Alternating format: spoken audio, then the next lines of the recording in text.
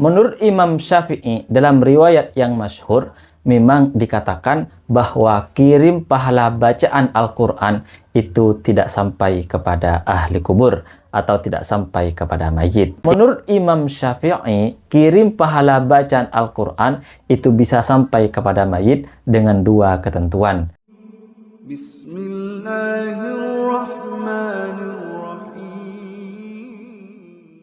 Assalamualaikum warahmatullahi wabarakatuh, sobat-sobat. Kita bersama lagi di channel saya dalam dakwah Islam pencerahan. Sobat-sobat, baik yang pro maupun yang kontra. Upaya-upaya sobat-sobat ya terus dilakukan untuk melegalkan, ya, untuk membela amalan tahlilan yang di dalamnya ada kirim pahala bacaan Al-Quran, sobat-sobat. Dan kali ini disampaikan oleh, ya, nanti akan saya tayangkan cuplikan videonya. Dan pembelaan ini, ya, disampaikan, ya, tentu saja mereka yang, ya, sebagai pelaku, ya, tidak mungkin kan yang tidak melakukan akan membelanya. Ya, tetapi sobat-sobat, ya, pembelaan yang mereka sampaikan, ya, selalu saja sobat-sobat, ya, masuk kepada, ya, cocok logi, ngepas-ngepasi, dan akal-akalan. Bahkan sang pembicara yang nanti videonya saya tayangkan, sobat-sobat, maksud hatinya ingin membela, ya, amalan tersebut, tetapi malah blunder, sobat-sobat. Ya, ya, kita tahu Imam Syafi'i mengatakan kirim pahala bacaan Al-Quran itu tidak sampai. Akan tetapi sobat-sobat, pembicara di video berikut ini mengatakan sampai, ya, bahkan dia katakan ini sebagai pendapat Imam Syafi'i, ya, padahal kita tahu, ya, dan dia juga tahu Imam Syafi'i mengatakan, ya, kirim pahala bacaan Al-Quran tidak sampai. Tapi dia ini mengatakan sampai, dan mengatakan juga ini menurut pendapat Imam Syafi'i. Nah, baiklah sobat-sobat, coba kita dengar dulu, kita simak sama-sama bagaimana, ya, sang pembicara ini, ya, membela amalan mereka dan mengatasnamakan Imam Syafi'i, dia katakan sampai, sobat-sobat. Apakah benar menurut Imam Syafi'i kirim pahala bacaan Al-Quran itu tidak sampai kepada ahli kubur? Apakah memang benar kebiasaan masyarakat Indonesia yang tahlilan, yang kirim pahala bacaan Al-Quran atau kirim pahala dzikir itu menyalahi pendapat Imam Syafi'i? Yuk kita bahas. Ada sebagian umat Islam yang menuduh bahwa masyarakat Indonesia yang tahlilan atau memiliki kebiasaan kirim pahala bacaan Al-Quran dianggap menyalahi pendapat Imam Syafi'i. Karena kata mereka, Imam Syafi'i berpendapat bahwa pahala bacaan itu tidak sampai kepada ahli kubur. Maka kami tegaskan, orang yang berpendapat seperti ini, orang yang menuduh seperti ini, bisa dipastikan bahwa dia tidak mendalami madhab Syafi'i, atau dia mengetahui pendapat Imam Syafi'i tapi tidak utuh utuh atau hanya secara sepotong-sepotong, entah disengaja atau tidak. Maka untuk menjawab tuduhan ini, setidaknya ada 3 poin yang akan kami jelaskan.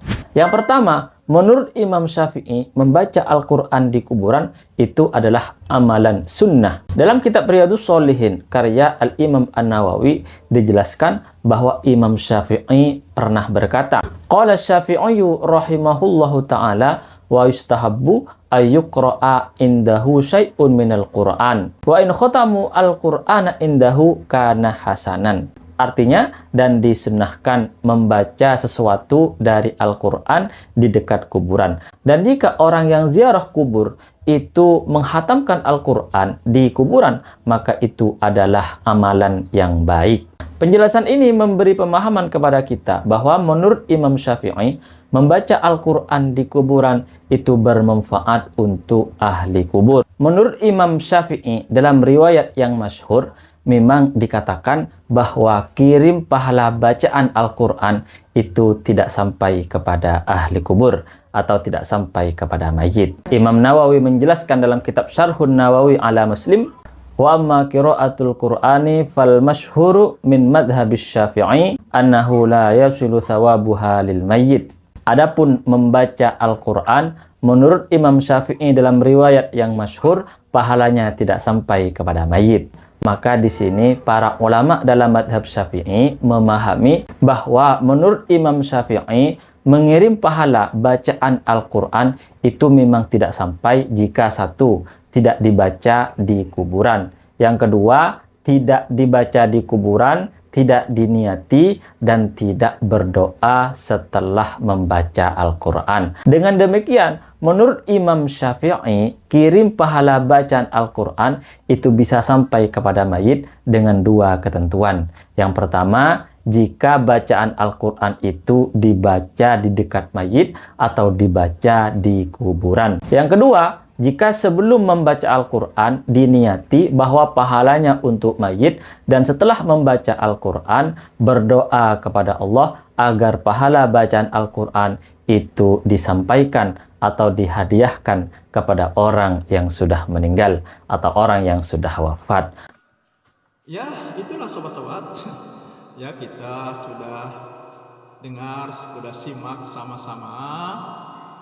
Ya, meskipun dia tahu, ya, bahkan dikatakan pendapat yang maksud di kalangan ulama-ulama bermadzhab Syafi'i, bahwa Imam Syafi'i mengatakan kirim pahala bacaan Al-Quran tidak sampai. Tetapi dengan, ya, dalil cocok logi, dalil ngepas-ngepasi akal-akalan, dia mengatakan sampai, ya, berdasarkan Imam Syafi'i mengatakan, ya, bahwa beliau menyenangi, bahkan dikatakan oleh beliau, kata pembicara di video itu sobat-sobat, ya, membacakan Al-Quran, ya, di dekat mayit, di dekat atau kepada, saya kurang pas maksudnya, tetapi kira-kira seperti itu, membacakan Al-Quran, ya, dekat mayit itu sunnah. Berdasarkan ini sobat-sobat, lalu dia mengatakan juga, dia mengatakan bahwa Imam Syafi'i, menurut Imam Syafi'i, mengirim pahala bacaan Al-Quran sampai, berdasarkan perkataan Imam Syafi'i tadi sobat-sobat. Padahal sobat-sobat, Imam Syafi'i tidak mengatakan mengirimkan pahalanya, tetapi Imam Syafi'i membacakan Al-Quran.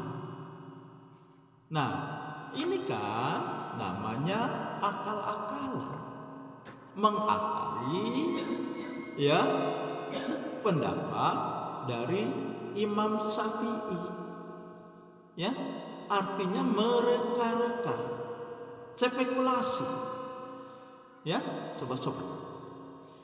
Nah, jadi menurut pembicara di video itu, sobat-sobat, bahwa menurut Imam Syafi'i mengirim pahala bacaan Al-Quran itu sampai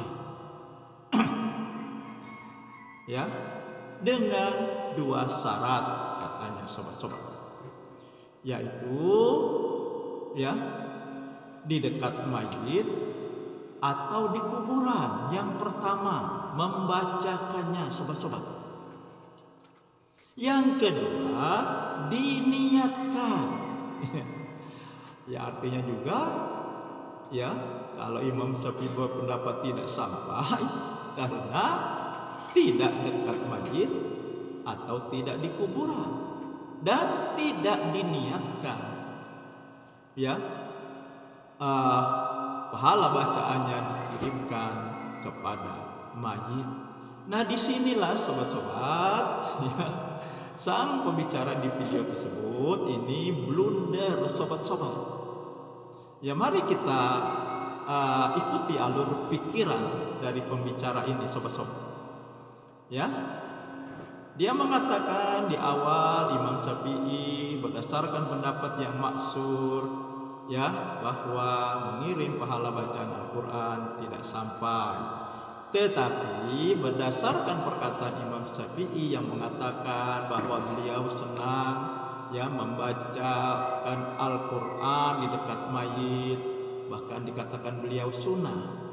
Nah, berdasarkan ini dia mengatakan ya, menurut Imam Syafi'i juga katanya mengirim pahala bacaan Al-Quran itu sampai, tetapi dengan 2 syarat, yaitu di kuburan atau dekat mayit, kemudian diniatkan. Nah, bahkan dia juga ya mengatakan ini tidak menyalahi, tahlilan tidak menyalahi ya, karena kan di situ ada doa ya, padahal ya berdoa untuk mayit dengan kirim pahala bacaan itu 2 hal yang berbeda ya. Nanti akan saya tayangkan ya video yang mengkantar hal ini, sobat-sobat. Nah, dari yang dikatakan ya, alasan dia ya, yang dia katakan sebagai ya pemahaman Imam Syafi'i ya, bahwa kiriman pahala bacaan Al-Quran itu sampai dengan 2 syarat ya. Pertama, di kuburan atau di dekat mayit. Ini blunder, sobat-sobat ya. Ya, blunder, bunuh diri, sobat-sobat. Karena kita tahu ya,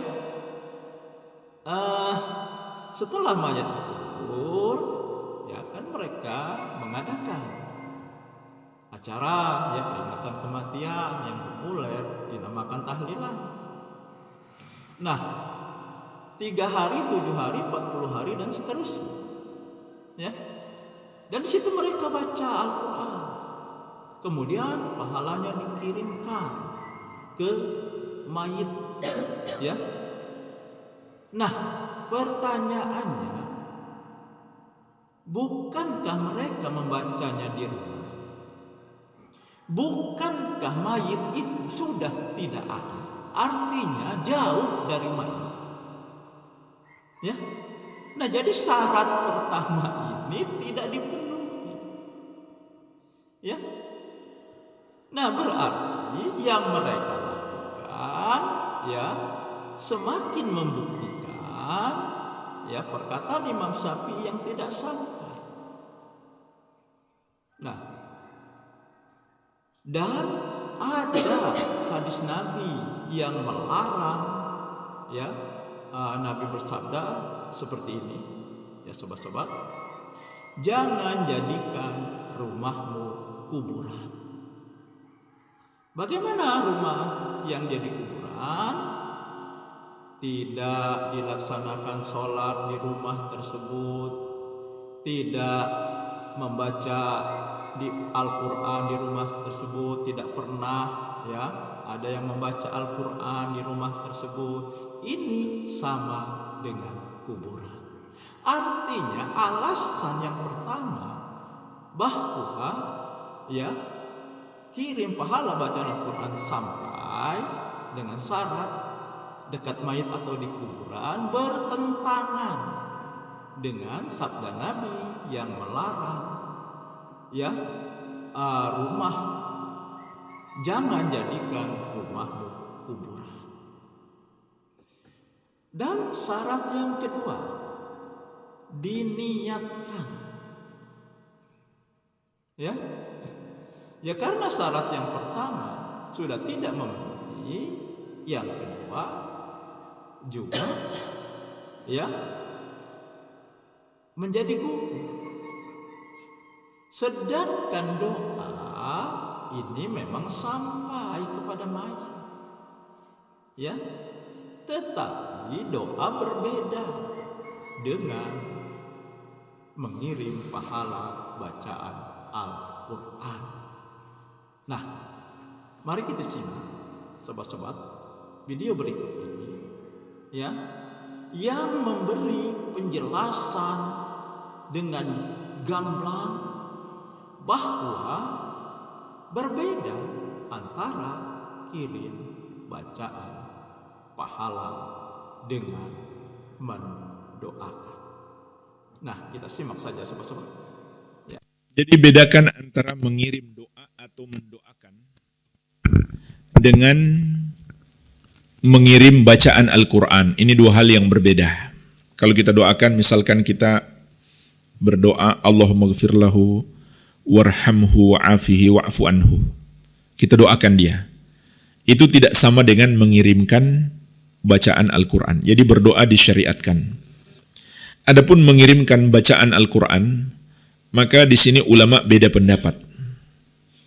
Ulama beda pendapat. Sebagian ulama, termasuk Imam Ahmad rahimahullah, beliau berpendapat itu sampai. Dan Imam Syafi'i rahimahullah berpendapat tidak sampai. Jadi orang yang membaca Al-Fatihah dikirim untuk mayit itu madhab Hambali. Adapun Imam Syafi'i beliau berpendapat pahalanya enggak sampai. Ini disebutkan oleh Imam Ibnu Katsir rahimahullah ketika beliau menafsirkan ayat wa alaysa lil insan illa ma sa'a. Manusia tidak mendapatkan balasan kecuali hasil usahanya. Maka kata Ibnu Katsir, Imam Syafi'i berdalil dengan ayat ini untuk menunjukkan bahwa bacaan Quran kita enggak sampai kepada mayit. Kenapa? Bukan dia yang beramal, kita yang beramal. Oleh karena itu, jika yang baca anaknya, otomatis sampai. Kenapa? Karena anak adalah hasil usahanya.